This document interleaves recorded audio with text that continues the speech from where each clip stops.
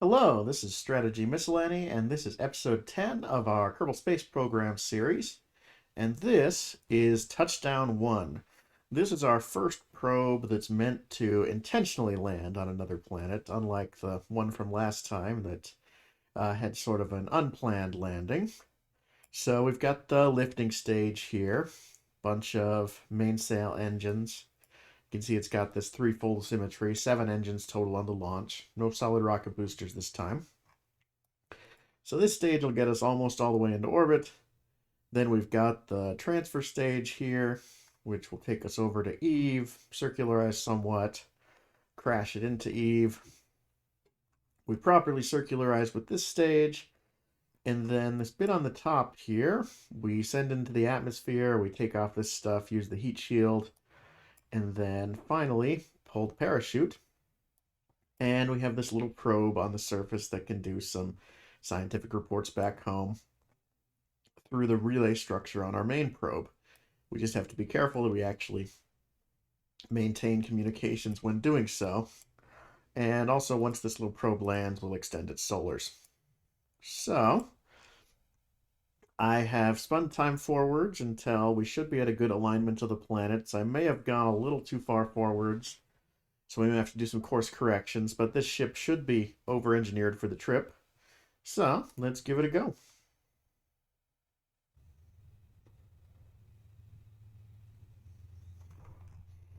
All right, here we are. Looks like a midday launch. It's basically noon. Let's face the buildings this time. Put up the throttle, and 3, 2, 1, ignition. And we go. Lifting off the pad. Cool, I've got the smoke effects going through the pad there.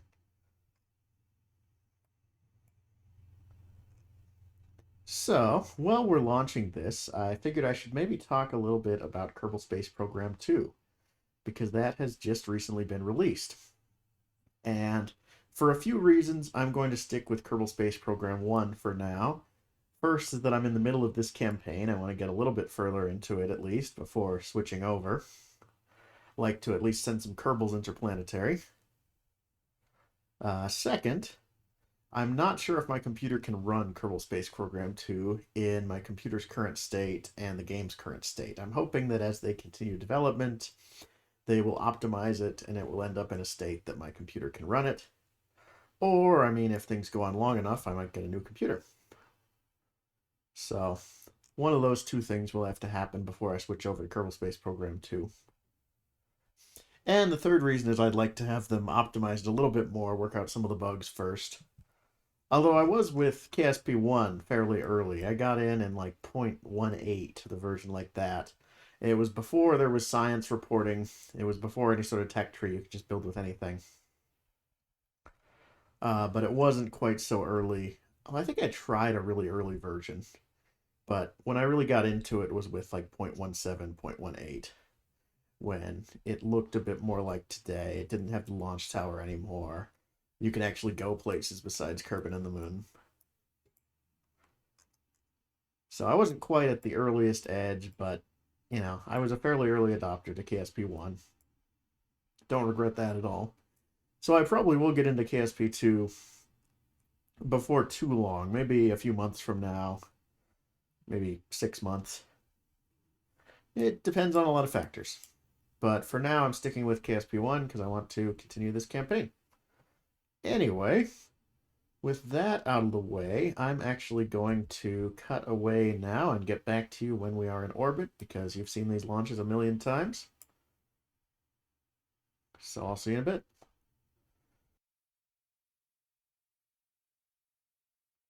So here we are, 150 kilometers up and just circularizing now. Once I get the periapsis up to 120 or so, we'll call it good.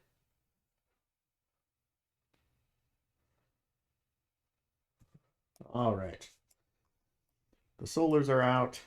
The antennae actually have to just stick out because they're relay antennae. Really, I probably should have put a fairing over this top part to make it a little more realistic for going through the atmosphere. and save a little bit on aerodynamics. Look into that for next craft. So you can see here's Eve. It's supposed to be 54 degrees behind us. I'm not sure what exactly it is, but it should be close enough that we can work with it. So in this case, of course, instead of going forwards in the orbit, we go backwards in the orbit. And the moon tries to get in the way.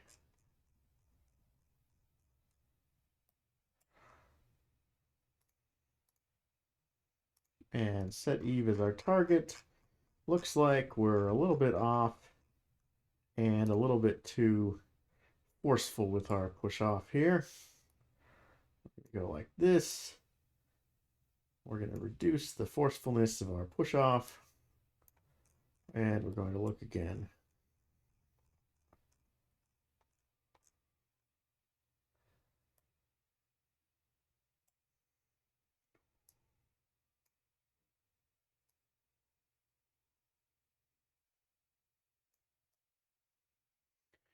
And the thing is, I think Eve must have a bit of axial tilt here, because you can see we're ending up quite a bit below it, which means I'm going to have to put in a second maneuver here to align uh, our pitch with Eve properly.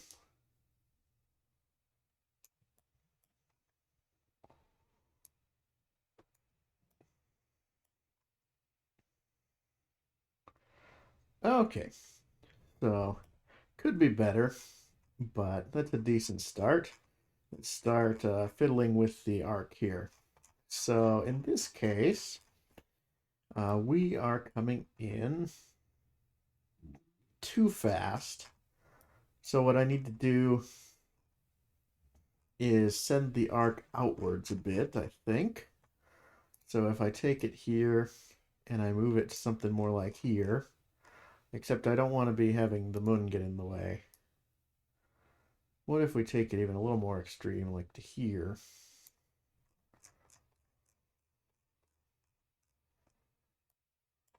Then we have to increase the strength here of our turn.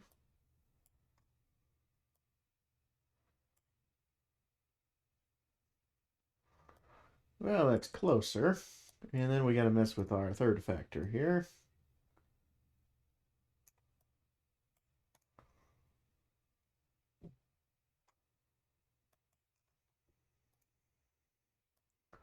And let's see. So now we're behind it. So I think we went too far with the turn here.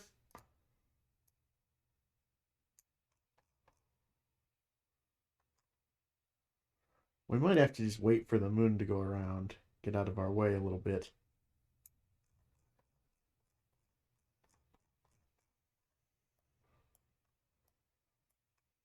Because like this, yeah, all of a sudden we're way ahead of it again. So yeah, what we're going to have to do is just wait a little bit for the moon to get out of our way. So let's accelerate up and do some orbits. See where the moon is going meanwhile. All right, that should be enough that the moon is out of our way. So now we figure this out again.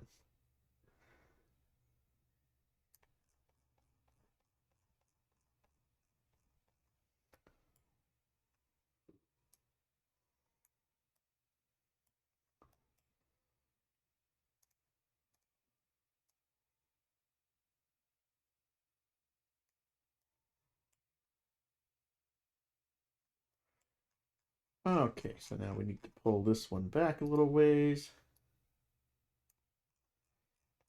But see, now we can do this without having other celestial bodies get in the way. All right, that's actually quite close. Let's see, I think what we need to do is just inch it this way.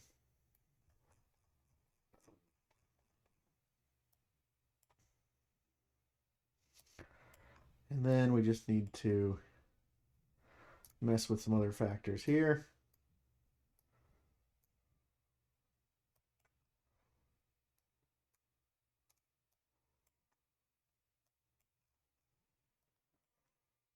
Yeah, so really it's that I'm too far inside there. So if I push this outwards,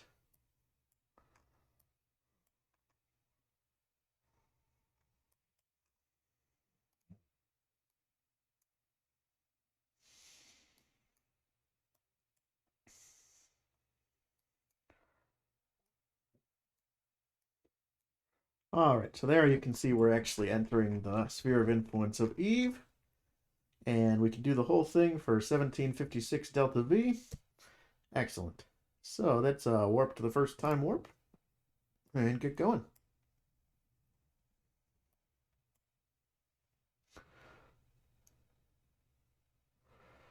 Be coming into sunrise. Excellent.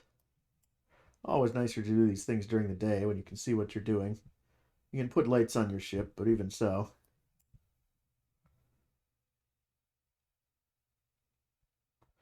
Now we spin the ship around.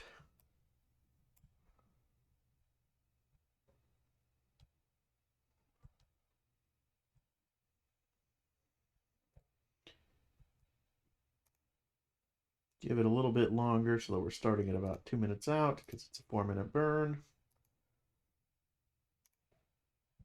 And let's go. All right, I will cut back to you once we are properly escaping the Kerbal system. So here we are saying goodbye to Kerbal.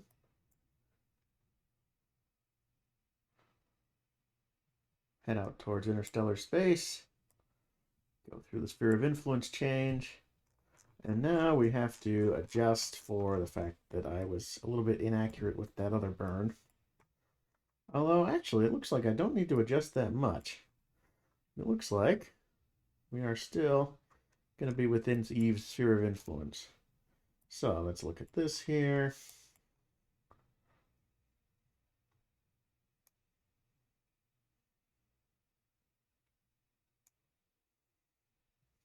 Just get us a little closer. All right, that's pretty good. We can do another course correction when we get closer.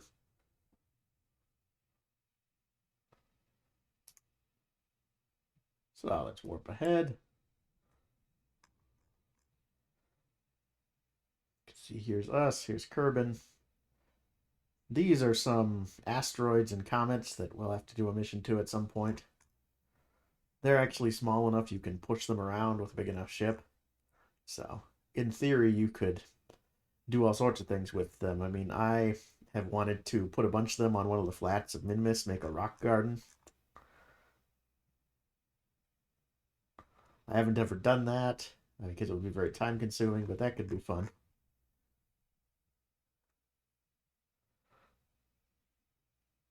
All right, here we are at the warp point. And we do have to use another 600 meters per second, so it's not nothing. We're going to use most of our transfer stage, doing the transfer, which makes sense. But last time we had a lot of extra in the transfer stage that we don't this time.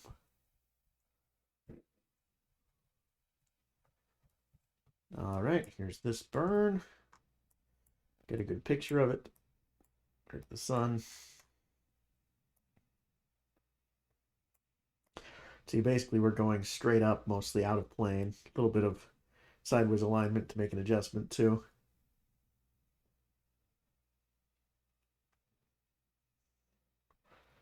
But yeah, I'll get back to you when we do further course corrections.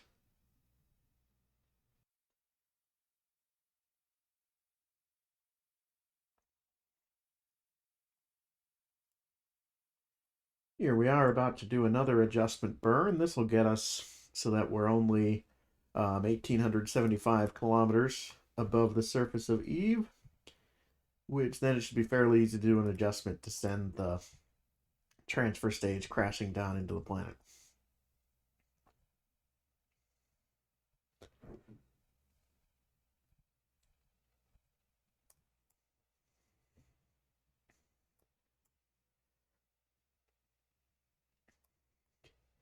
which is good because the transfer stage, as you can see, is almost running out of fuel.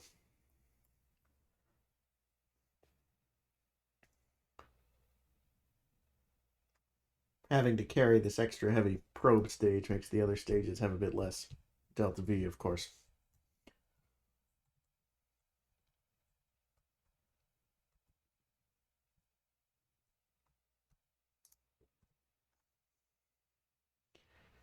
All right, 1843 kilometers up. So once we get into Eve's sphere of influence, we'll do a last adjustment burn, and then it'll be time to start worrying about circularization.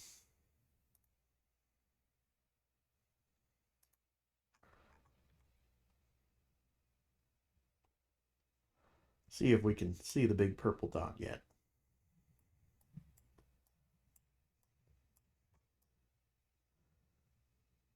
There it is. That's our target.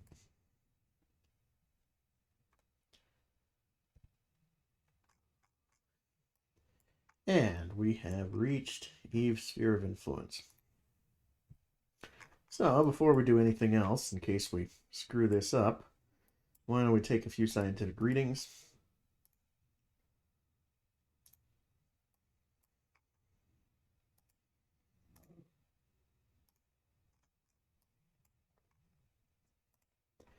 I did bring 2 of these science modules, so I can do one far away and one close up.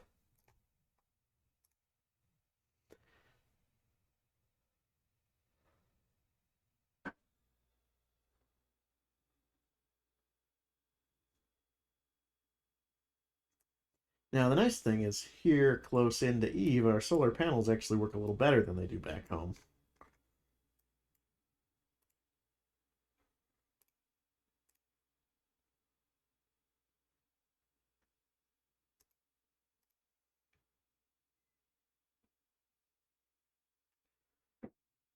All right, I did almost run the vessel out of charge, but let's get ready to impact the uh, transfer stage here. We can slow ourselves down a little bit at the same time because we do have about 200 meters per second of delta V to play with, or 270 actually.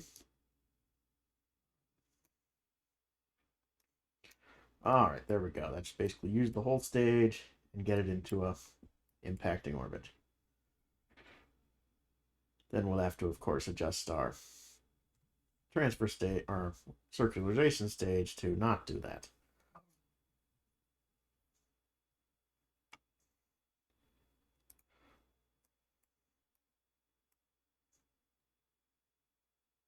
Node in 1 hour.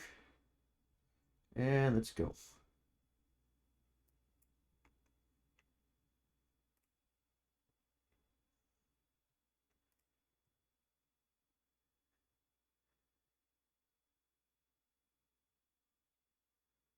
See that periapsis descending.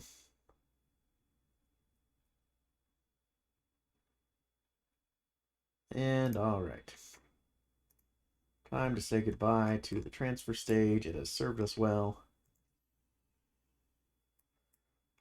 And now we're on to circularization stage. So first things first, let's set a maneuver here to make sure we don't crash into Eve.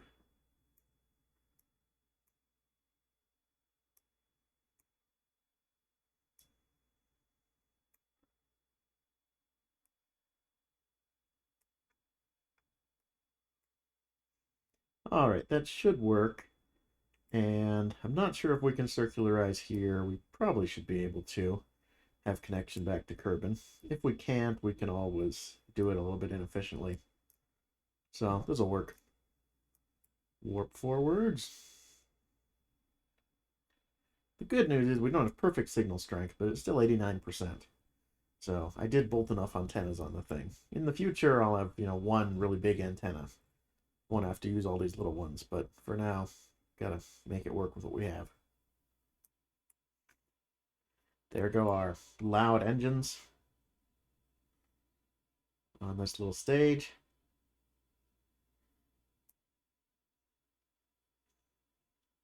And I'll cut back once the burn is over. All right, time to get in close and do the transfer, or not the transfer, the circularization burn. Now let me just make sure from this kind of strange position that we actually have a good connection to home. We do. And it should stick around for the 4 minutes or so that we're going to burn here. I think. Yeah, I think we should be okay. Let's start the burn now, though, just in case. Because I'm a little worried about the section up here.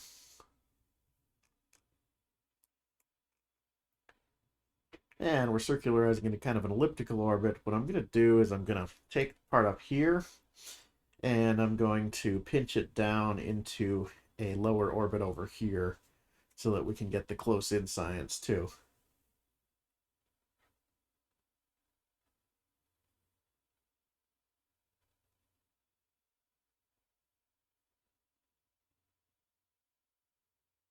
So I'll get back to you once our circularization is in fact done here.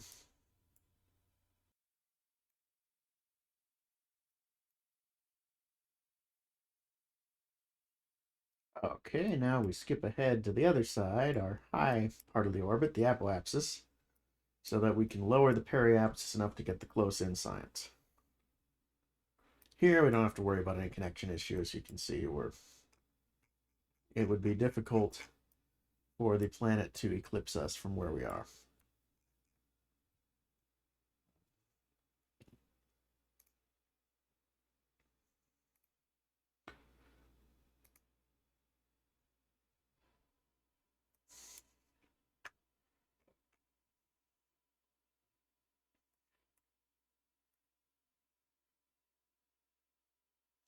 As you can see, we can't see any surface detail. We're going to be landing blind. There are mapping satellites and things, but we haven't invented them yet. So hopefully we won't land in too irregular a place, but yeah, with the mods and such, the clouds on Eve are extremely thick and you can't see a thing on the surface. Like the real Venus. So let's see. Periapsis of 209 kilometers. That should still be above the atmosphere, fingers crossed. Let's go over there and get some close-in science.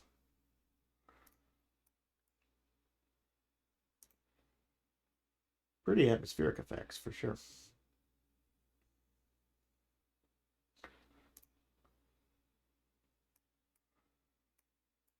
Not so much now, we're just on completely the night side.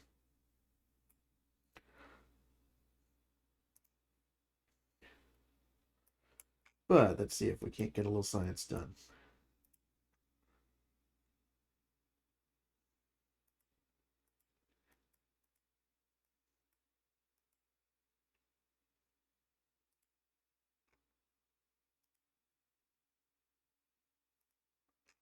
I could have sworn I had 2 science modules on the lower stage. Maybe I only had 1. Well, at least I got another of these here.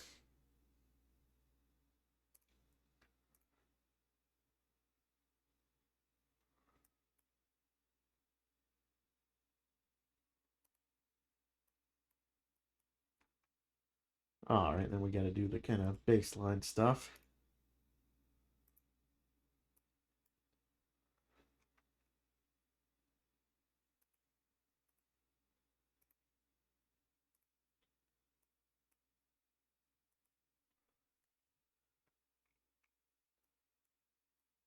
So yeah, you can see we're close to losing communication here. It gives you sort of a bend around the planet a little bit. So you can kind of cheat a little bit like here. But about here, we would lose communications. Which means I may have to spend some orbits here before we descend with the big probe. Because the probe, unfortunately, only has about 1100 meters per second of delta V. So I have to figure out the right way to do this, because if I tried to do this the way that I would if I had unlimited delta V, probably, by, say, starting here, detaching the probe, and then dropping the probe into the atmosphere, I don't have the delta V necessary to do that, you can see. It's costing me... I mean, I'm not massively over the delta V limit, but to get the periapse in atmosphere is costing about 1277. So what I can do to make this cheaper is I can come over to, like, say, here.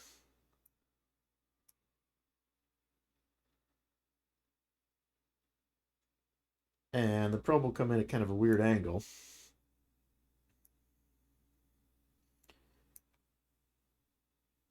But I can get the periapsis to be lower for much cheaper.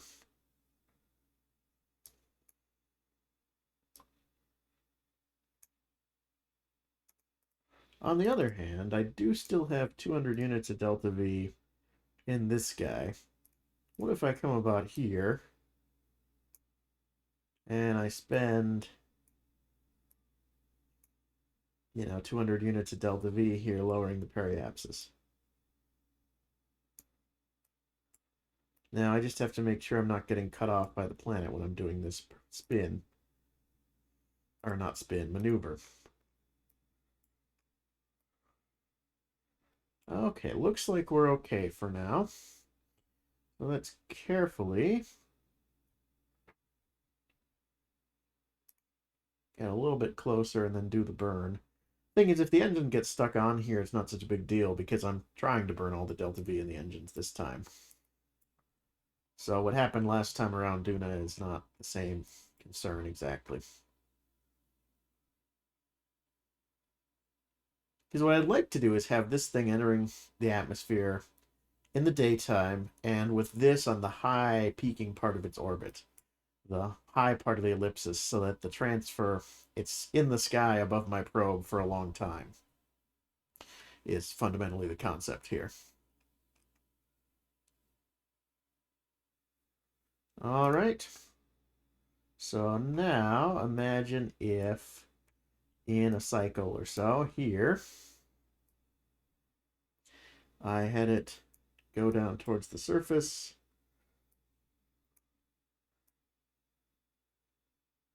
That's the thing, is I don't really want it to be... Let me watch the connection here and see when it gets cut off. Or maybe it doesn't get cut off. Maybe I'm in the right place in the orbit that this just works.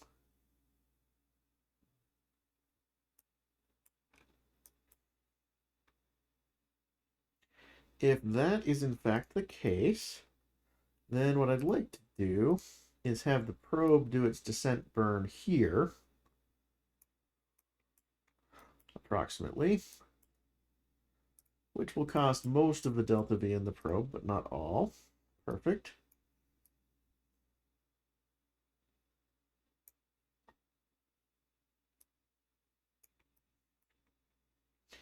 And we should start impacting the atmosphere, partway through the orbit around. That should actually work pretty well. Okay. So that's the plan. Do the time warp.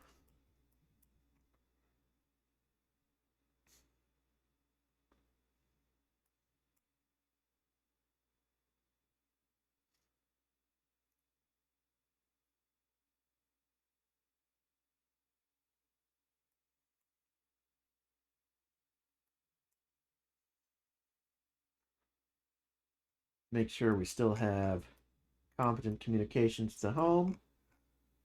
We're kind of bouncing through the atmosphere, but we're actually pretty okay. Apparently.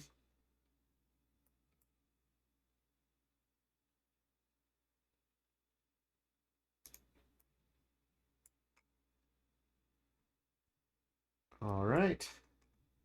Align the ship.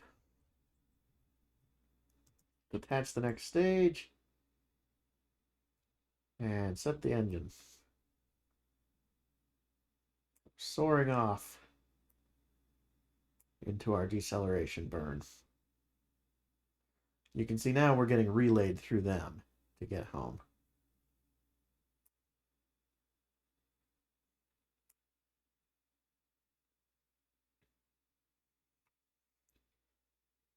My other concern is, will my probe have sufficient electrical charge to maintain it until we get through the atmosphere and can open the solars?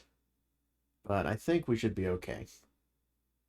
And if worst comes to worst, I could open one solar and save one for the landed sort of state.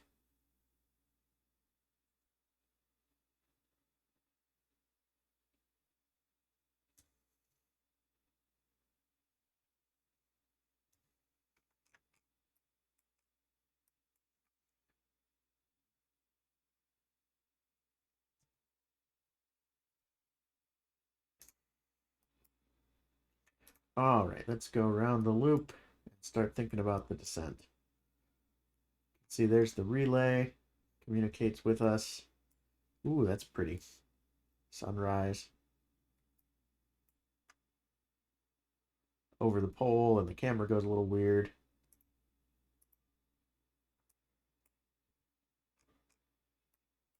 And now we're getting ready for the descent phase. So what I'm going to do is use our remaining delta V to try and get us descending a little faster so that we're clearly on the day side when we hit, and we're actually still in good communication with the relay when we hit atmosphere, and also so that we hit atmosphere going a little slower, although a little steeper in angle, which is not ideal. All right, well, that's what could be done. So, given that, let's point ourselves backwards and detach the engine stage. And now we're just a big fat heat shield with a little teeny probe behind it. And we just have to hope that we can hit atmosphere without breaking everything.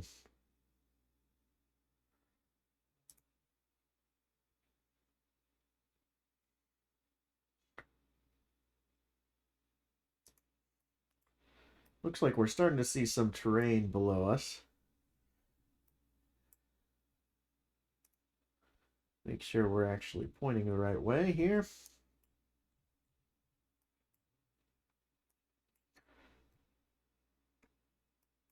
And okay, our ComSat is in an okay position still. That's good. We should be entering atmosphere quite quickly. And Eve's atmosphere is serious business when you hit it. Yep, we just hit atmosphere. Right now, of course, it's still very, very sparse. See, the barometer just reads minimal.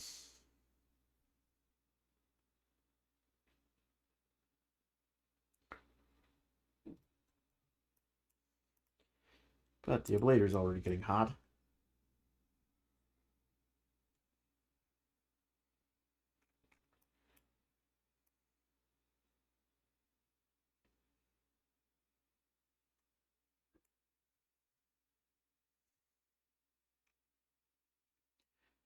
Okay, we're still in reach of the relay.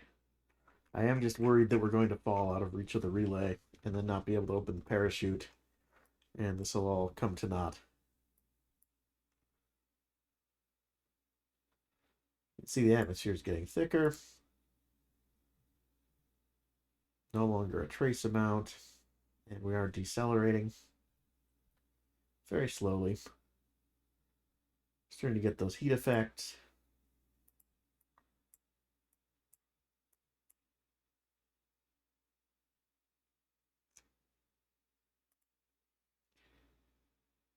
Also worried we'll want to run out of a blader before this is done. I mean, it should be pretty fast to decelerate, and you can see it is. We're already pulling like 4 Gs, and we're in the upper atmosphere still.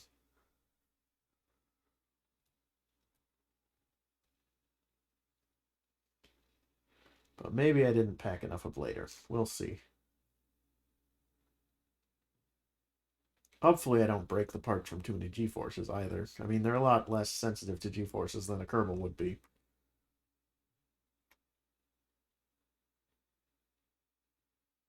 All right. I think it's working. Yeah, we're starting to get past the max heating sections. Starting to go pretty slowly. Relatively. And we're in good communication with our ComSat, and it should start to catch up to us now, too, because now we're starting to just fall.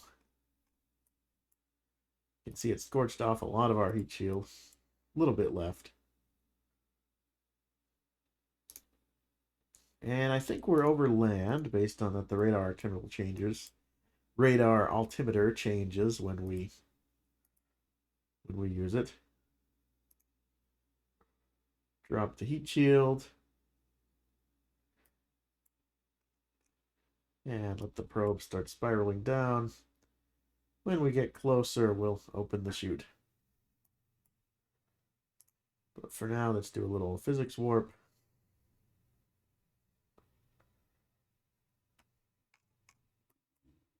And let's start recording data for atmosphere, actually.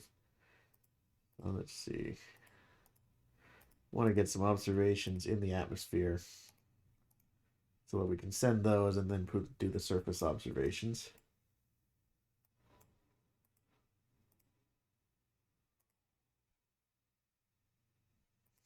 Pretty hard to catch this thing as it spins around.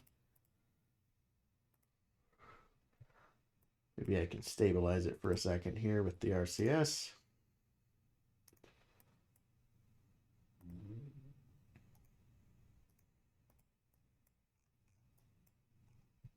All right, let it flop about a bit again.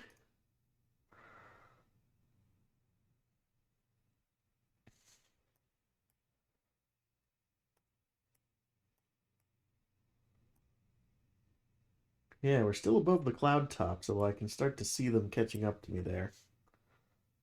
There's the cloud layer. And yeah, I do appear to be over land.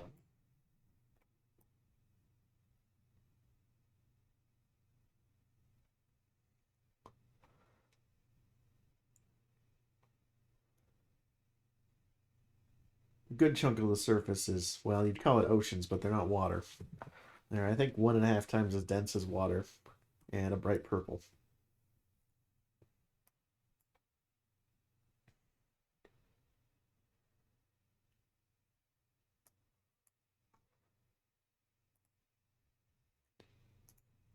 All right, let's pop the chute just to give it a little bit of drag so that it hopefully faces the right way. It's still not, but that's okay. And we're going into the soup.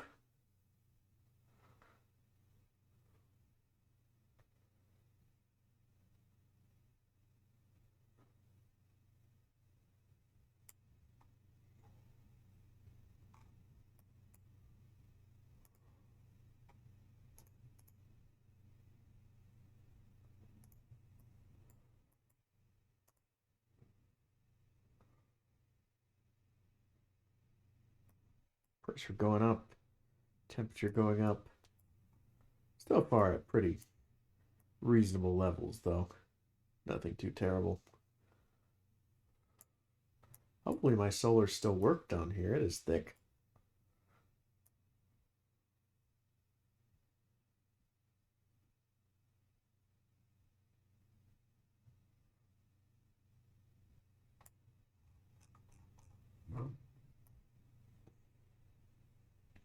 Just a sea of purple. I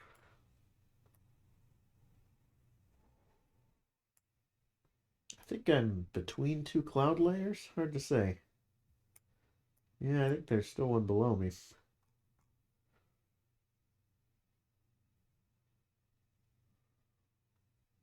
Okay, now we're starting to break out of the bottom cloud layer. We can start to see the surface. Yeah, it is thick.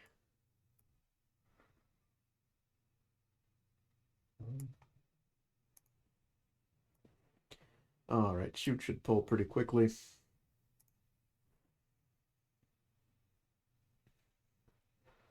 That'll get us facing right side up, of course. Yeah, there goes the parachute. And now it's just time for the final descent. which will happen very slowly.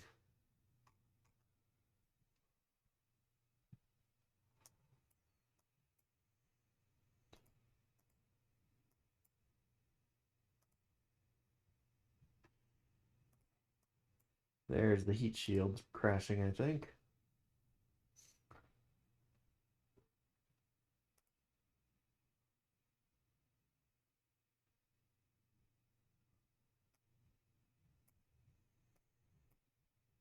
Clouds are sure moving fast. That might be a glitch with the rescaling of the mod, or maybe they're intending to move that fast. I'm not really sure. And the nice thing is, yeah, you can see our relay is catching up to us here, so we're getting great signals.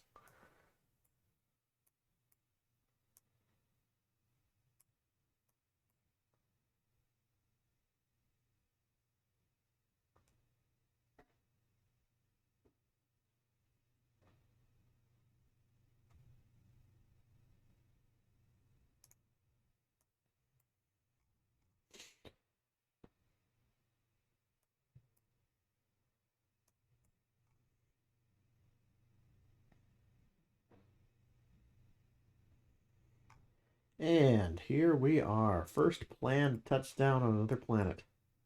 Let's get the solars up.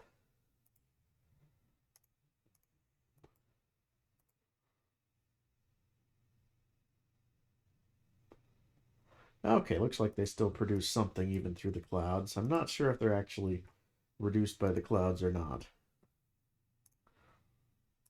But let's get transmitting data.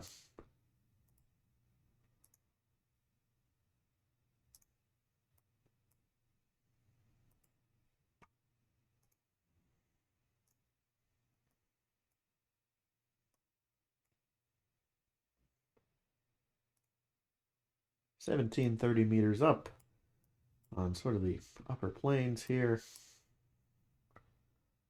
All right, let's start getting new science.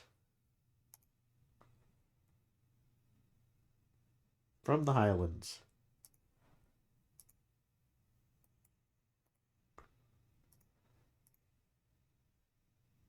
I think that's about 4 times surface level atmosphere at Kerbin.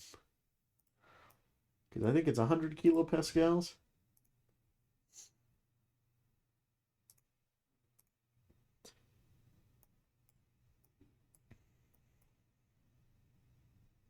And temperature-wise, it's hot.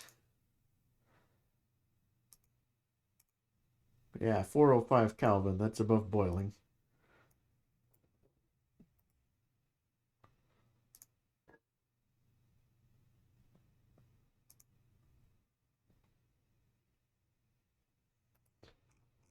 All right. Let's watch through a day cycle here and see what it looks like. See the cloud layers kind of changing altitude a bit. Can't really tell where the sun is under the oppressive clouds. And now it's nighttime.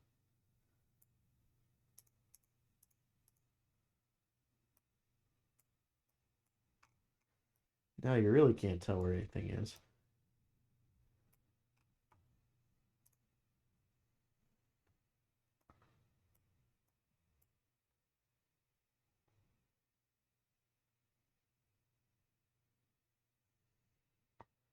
Lost signal, reconnected signal, lost signal, reconnected signal.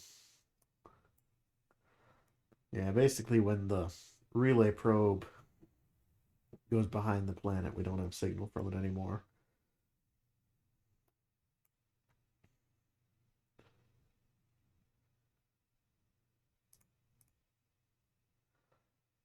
Yeah, I think the days are longer than Kerbin days. But the sun is up again on this strange purple world. All right, let's go home.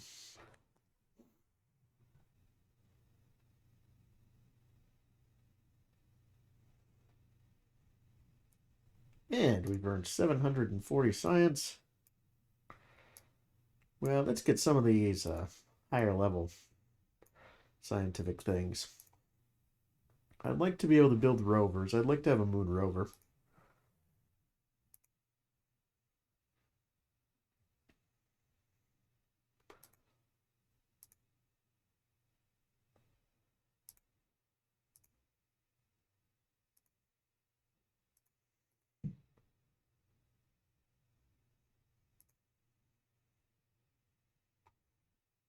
And, let's get the actuators here.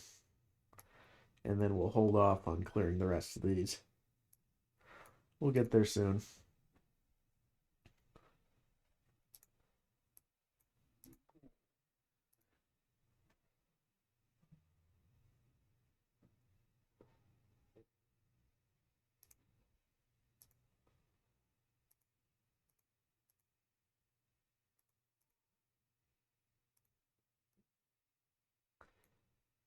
Gotta figure out what we want to do next.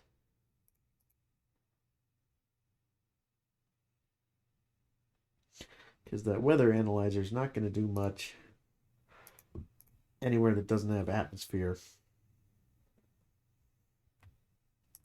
Trying to see if I have an ion probe also.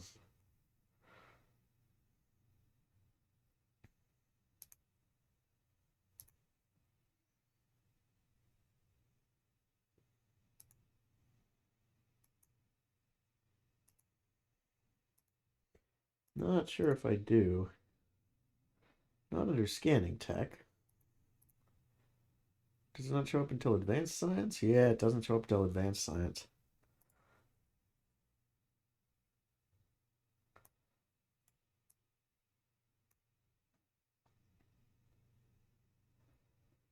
Well, we'll figure something out.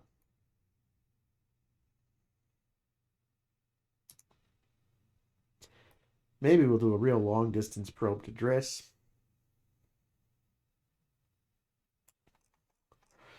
Or we could do an Apollo style moon mission.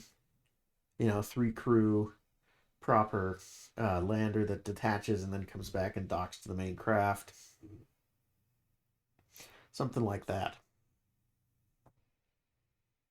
Yeah, I think that's what we'll do next time is a proper Apollo style moon mission, set up a little scientific base. Maybe even bring a little rover. And yeah, that'll be the plan. Thank you very much for watching and have a great day.